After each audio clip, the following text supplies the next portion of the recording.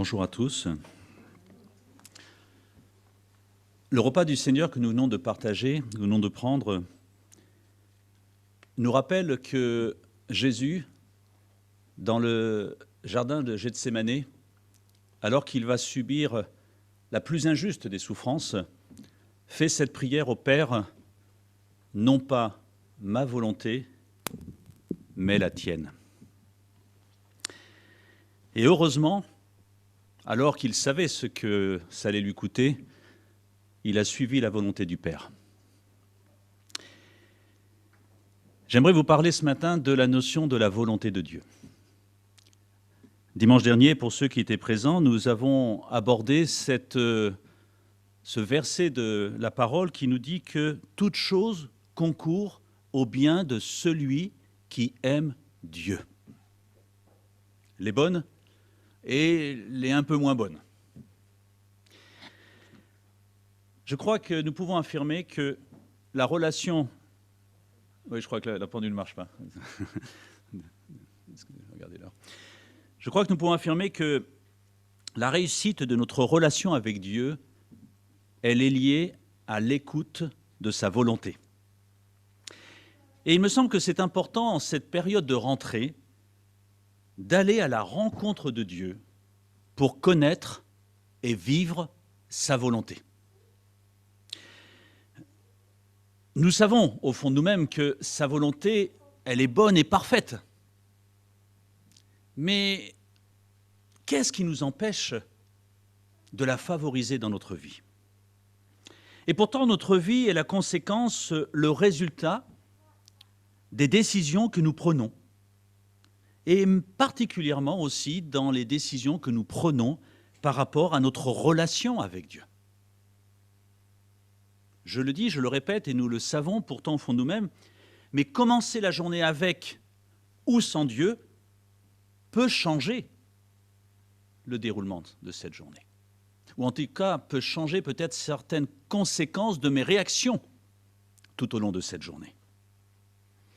Le problème, me direz-vous, et en tout cas c'est ce que je me dis souvent, c'est que parfois la volonté de Dieu n'est pas celle que j'aurais naturellement choisie. Je ne sais pas si cela vous arrive, mais parfois ça m'arrive.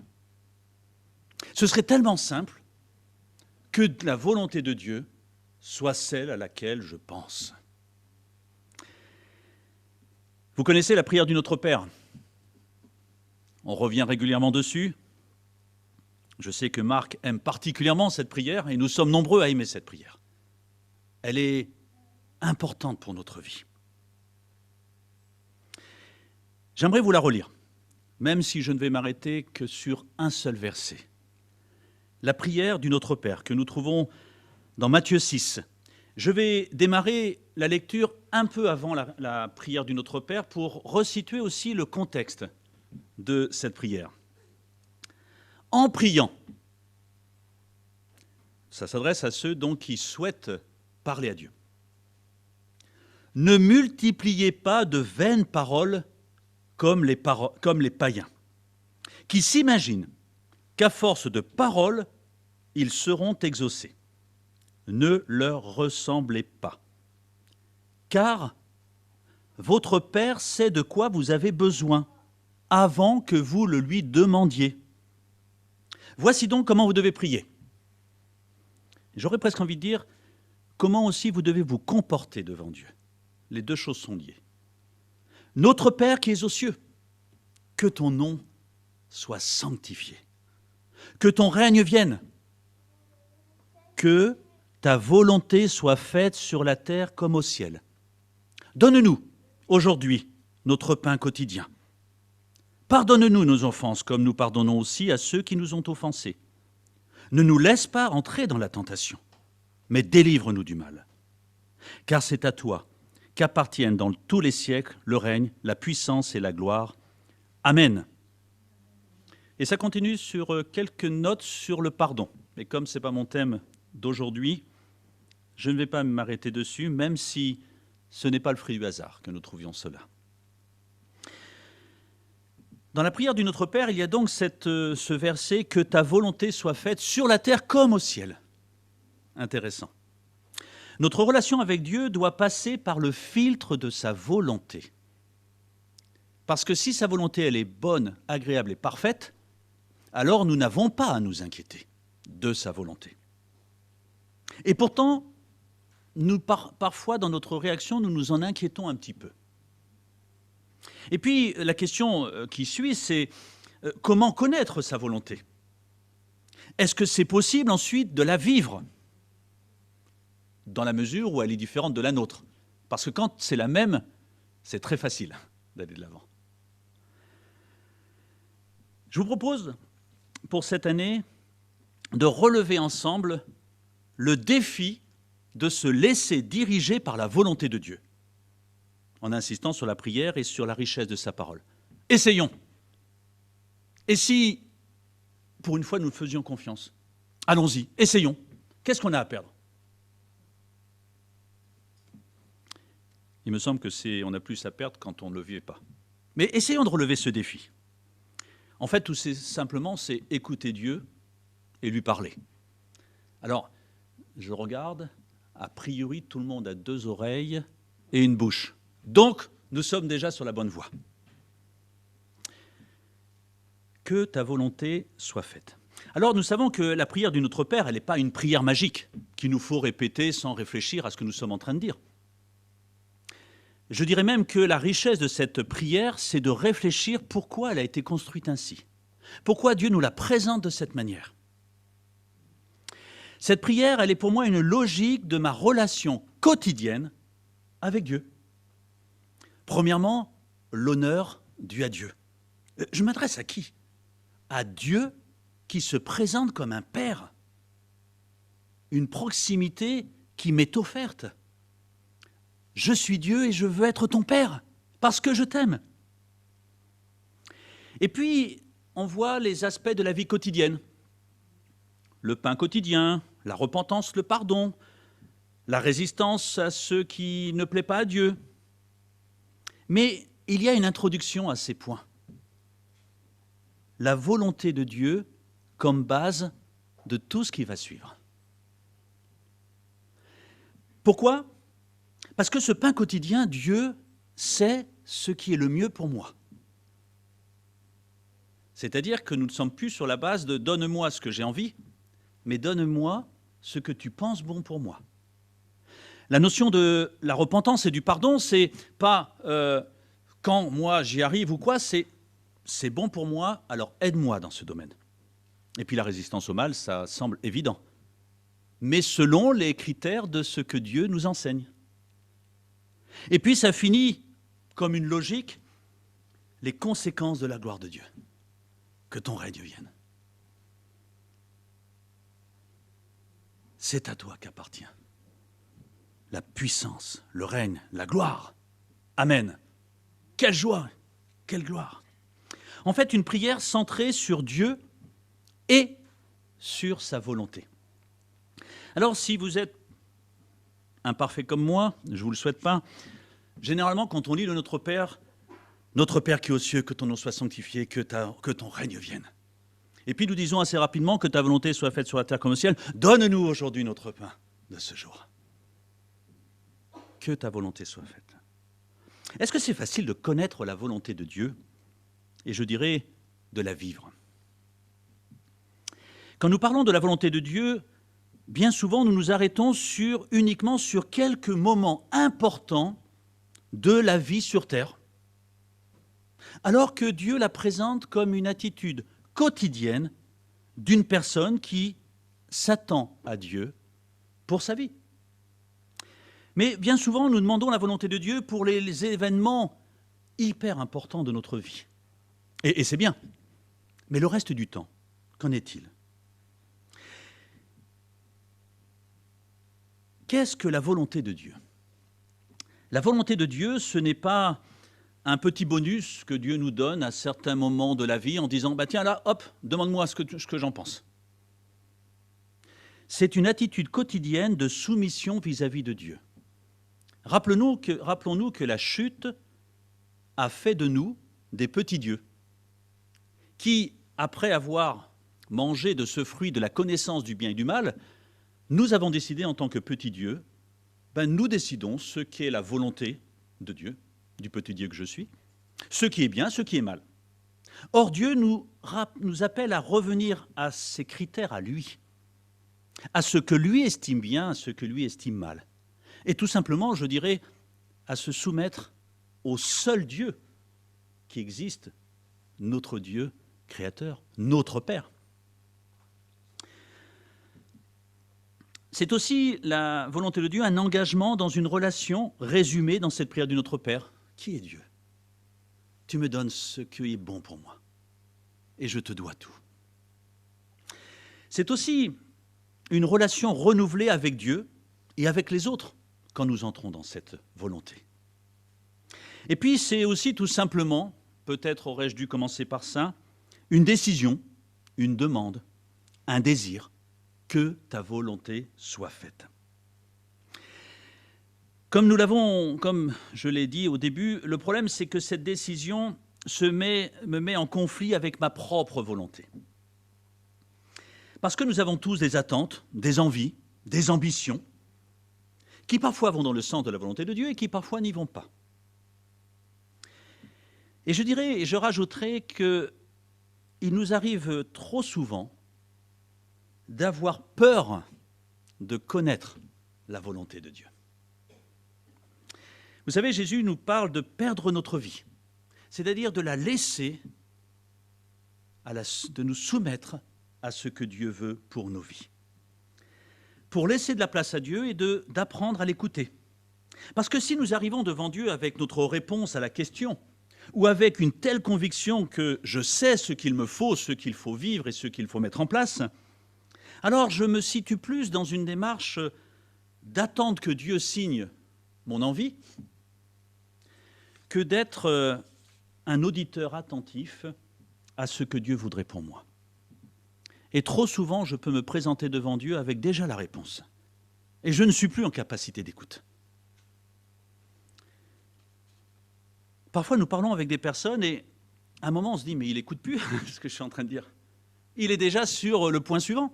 Il est déjà sur la question suivante, la réponse suivante. Et combien de fois je me présente devant Dieu pareil? Il y a une affiche au fond de la salle où la personne dit, mais Dieu, pourquoi tu ne m'écoutes pas? Tu ne me réponds pas? Et Dieu qui lui répond, toi aussi, est-ce que tu sais m'écouter? Je te parle, mais tu n'entends pas. Alors, il y a ce petit conflit où le diable va nous faire croire que nous allons abandonner trop de choses intéressantes dans ma vie pour ne rien gagner de plus ou de mieux. Et cette pensée, elle est fausse. Parce que si Dieu est un Dieu de grâce qui nous donne par amour pour nous, le diable est là pour nous diviser et pour nous empêcher de profiter pleinement de la grâce de Dieu et de rester sur notre propre Dieu. C'est son attaque envers Adam et Ève. Vous serez comme des dieux. Aujourd'hui, est-ce que j'ai envie d'être comme un Dieu? Parce que ça pourrait m'intéresser. Ou est-ce que j'ai envie de me soumettre au seul vrai Dieu qui existe et qui est un Dieu d'amour, un Dieu qui m'aime? Et c'est en cela que la Bible, à maintes reprises, nous encourage à laisser le Saint-Esprit diriger notre vie pour que nous apprenions à écouter Dieu. Parce qu'il y a une chose qui est importante, c'est que Dieu a le désir de nous guider. Il s'intéresse à notre vie de tous les jours. Il n'est pas simplement un Dieu qui vient à notre rencontre le dimanche matin en disant « Alors, comment s'est passée ta semaine? Raconte-moi. » Non, il vient pour « Je connais ta semaine et je veux la vivre avec toi parce que je connais tout et parce que je t'aime. » Parce que je t'aime. Nous trouvons parfois qu'il est difficile de connaître la volonté de Dieu, comme si Dieu, parfois, pouvait trouver du plaisir à nous cacher certaines choses ou à ne pas nous répondre. Non, ce n'est pas ce Dieu-là. Et rappelons-nous que Dieu est souverain.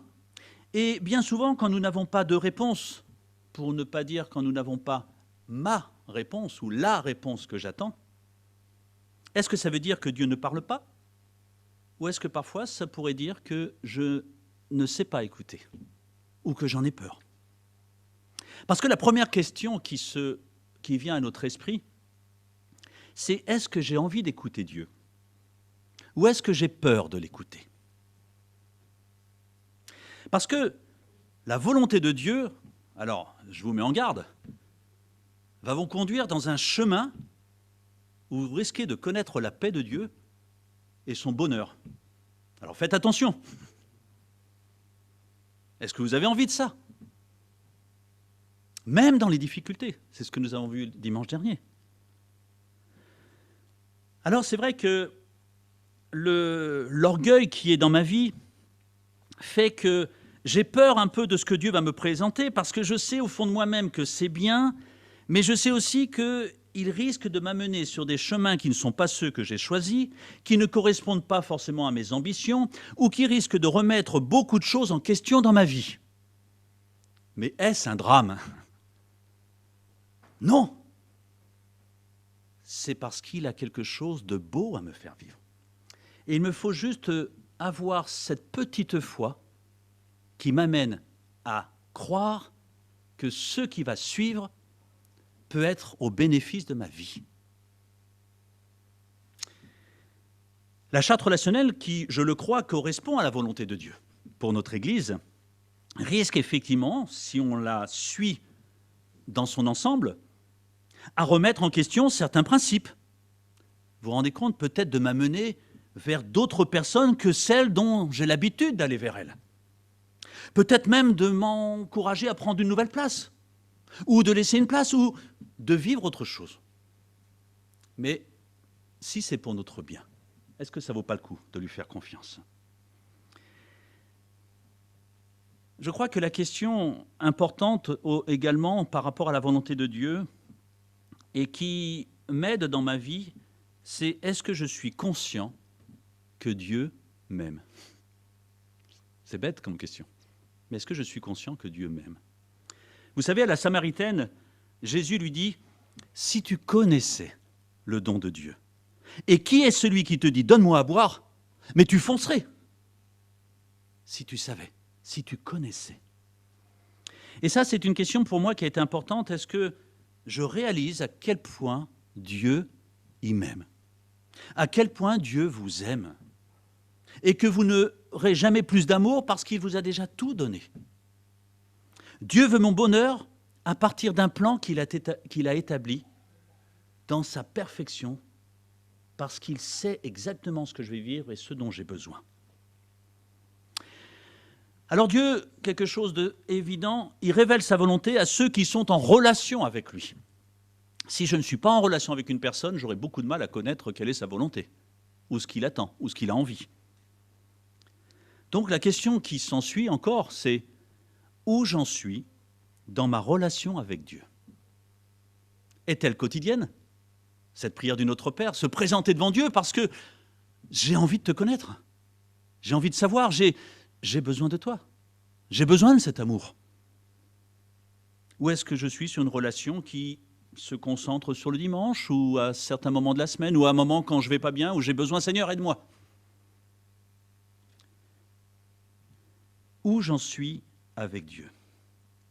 Ai-je vraiment envie de faire sa volonté? Suis-je prêt à favoriser la volonté de Dieu au détriment de la mienne? Il est essentiel de prendre la décision de désirer faire la volonté de Dieu et de ne pas avoir peur. Que ta volonté soit faite. Et c'est placé avant, ensuite, toutes les demandes qui vont suivre. Parce que les demandes ne vont plus être soumises à ce que moi j'ai envie, mais être soumises à ce que Dieu pense qu'il est bien pour moi de vivre. Et c'est totalement différent. Parce que si je suis dans la première attitude, alors je risque de ne pas entendre Dieu parce qu'il ne va parfois ne pas répondre comme moi j'attendrai. Mais si je suis dans la deuxième attitude qui est de s'attendre à Dieu, alors je saurai l'écouter. Et même quand je suis surpris de ce qu'il me demande, alors je ne serai pas déçu parce que lui, il voit à long terme.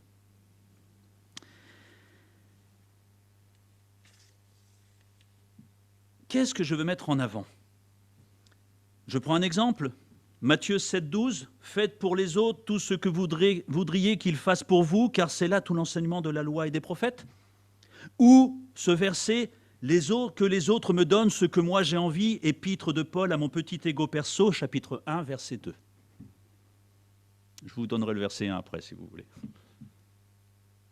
C'est important de se poser la question. Parce qu'il faut que j'apprenne à m'effacer pour laisser toute la place à Dieu. Et c'est ce que Jésus a fait dans le jardin de Gethsémanée, non pas ma volonté, mais la tienne. Parce qu'elle est bonne pour l'humanité. Et vous imaginez s'il avait dit non, non, ma volonté, moi j'ai pas envie d'aller jusqu'au bout. Il ne le mérite pas, et il avait raison. Non, il est allé jusqu'au bout, et c'est pour ça que nous sommes présents ce matin dans cette salle, et que nous pouvons nous attendre à Dieu. Alors parfois, nous pensons que la volonté de Dieu, comme je l'ai dit au début, se concentre sur les grands événements de la vie. Mais à la lumière de la prière du Notre Père, la volonté de Dieu, c'est quelque chose de quotidien. Et là, alors, nous avons pléthore de versets. Je ne vais pas tous les donner parce que Dieu nous dit constamment un ensemble de choses pour vivre sa volonté. Faites du bien aux autres. Ne vous inquiétez de rien. C'est-à-dire aussi, ne vous inquiétez pas de ma volonté. N'ayez pas peur. Soyez remplis de la parole de Dieu. Rendez grâce.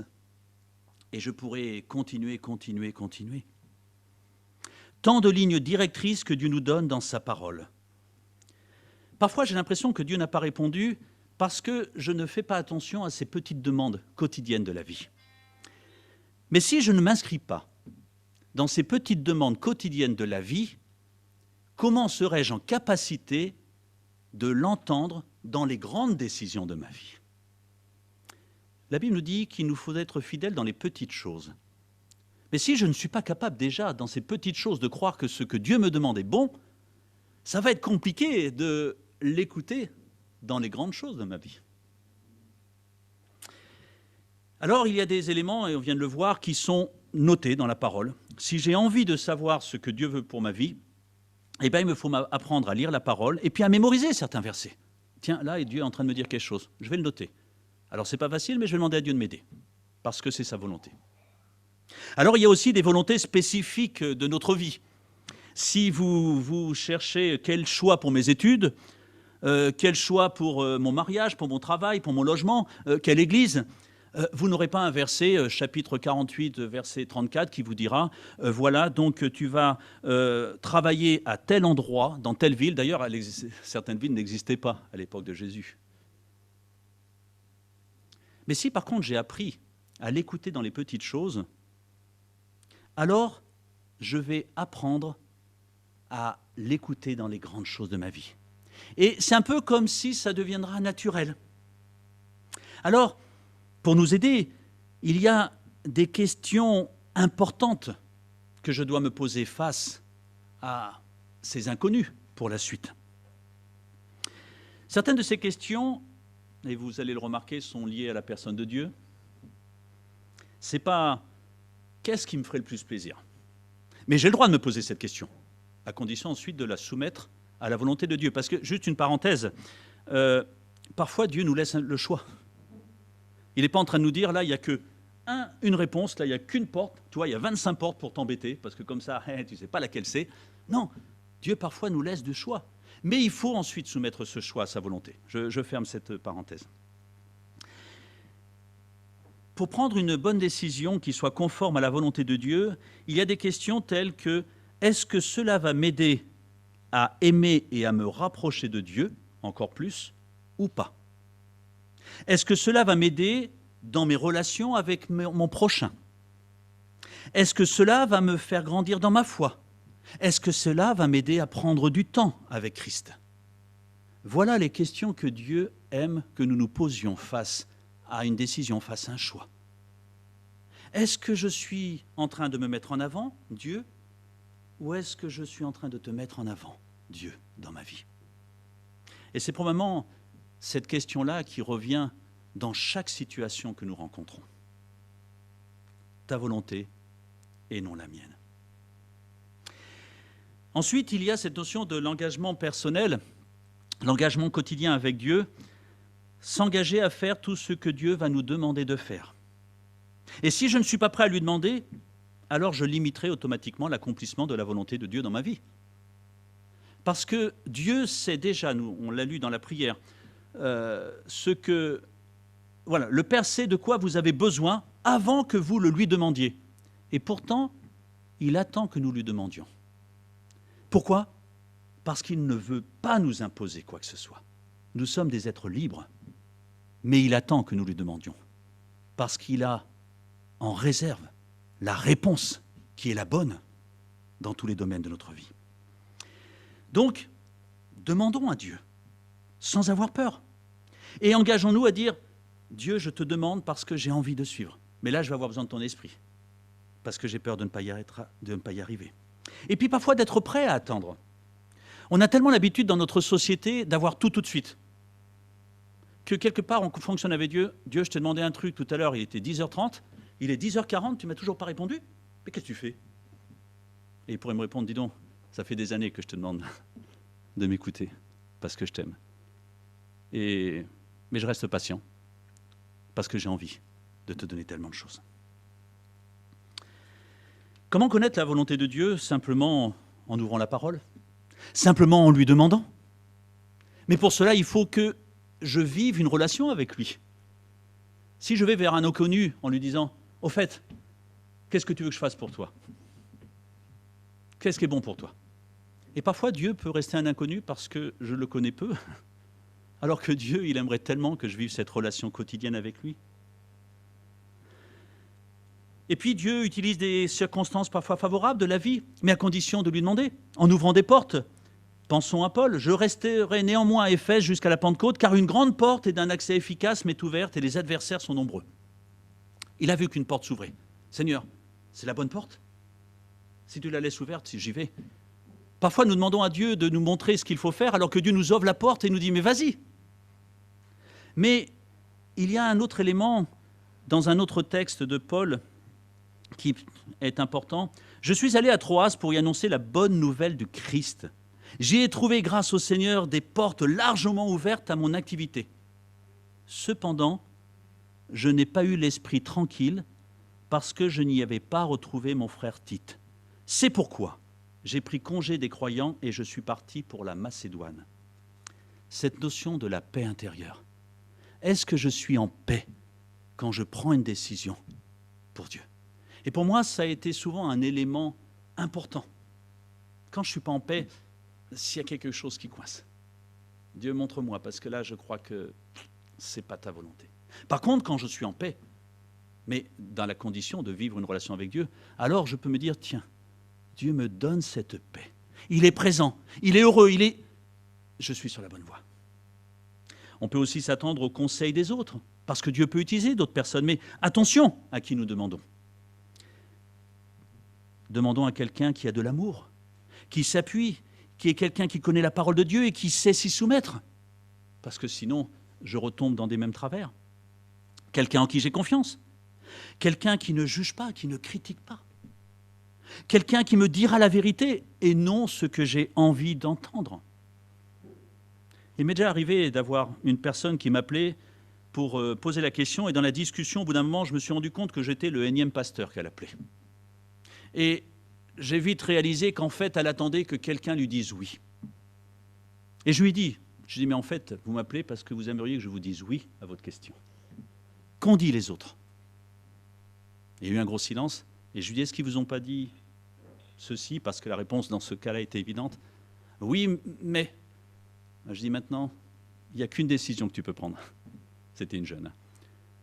Soit tu fais ce que tu as envie de faire, puisqu'a priori, de toute façon, tu cherches cette réponse, mais tu sais au fond de toi-même que ce n'est pas la volonté de Dieu. Soit tu laisses tomber et tu suis la volonté de Dieu. Il n'existe pas d'autre réponse. Mais ce n'est pas moi qui vais te la donner, c'est toi qui vas décider de la prendre. Je ne sais pas ce qui s'en est passé, mais en parlant à cette personne, je me dis, mais combien de fois je me retrouve aussi dans cette situation ? Faisons confiance à Dieu.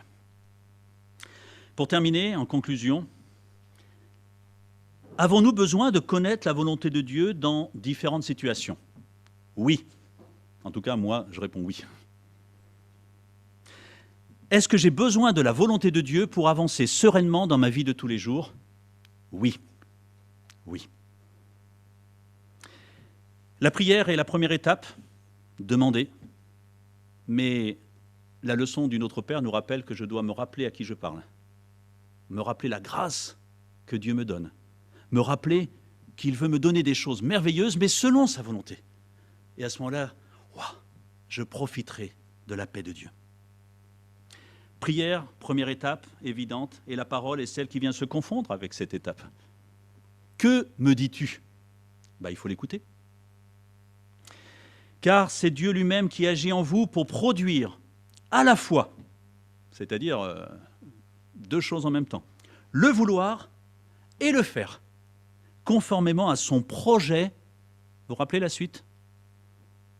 À son projet plein d'amour. Son projet est plein d'amour. Faites tout sans vous plaindre. Alors je pense qu'il devait s'adresser à des Français, mais bon, je ne sais pas. Faites tout sans vous plaindre et sans discuter. Je répète parce que, en tout cas pour moi, il est important, Dieu lui-même qui agit en vous pour produire, donc c'est Philippiens chapitre 2, verset 13, car c'est Dieu lui-même qui agit en vous pour produire à la fois le vouloir et le faire conformément à son projet plein d'amour. Faites tout sans vous plaindre et sans discuter. C'est l'erreur qu'a fait Ève face au diable. Elle a voulu discuter avec le diable et elle est tombée. Connaître et pratiquer la volonté de Dieu n'est pas toujours facile à cause de notre manque de foi, mais il faut apprendre à lui remettre nos plans, accepter d'être remis en question, accepter que le Saint-Esprit s'oppose parfois à nos projets, mais je ne serai pas déçu, parce que Dieu connaît, parce que Dieu m'aime et parce qu'il a un projet plein d'amour pour chacun de nous. Alors, il a un plan, et oui, ça vaut le coup de suivre la volonté de Dieu. Même si au premier abord, ça ne me semble pas être le cas, lui connaît et il m'aime. Est-ce que je suis conscient que Dieu m'aime ? Si je réponds oui, alors foncez et écoutons la volonté de Dieu. Relevons ce défi cette année et faisons le point, le bilan, dans quelques mois. Et je pense connaître la réponse. Que Dieu nous encourage tout au long de cette semaine, parce que la volonté de Dieu, elle est bonne, parfaite, et elle lui est agréable. Gloire à Dieu. Quel privilège nous avons de le connaître et de lui appartenir. Amen.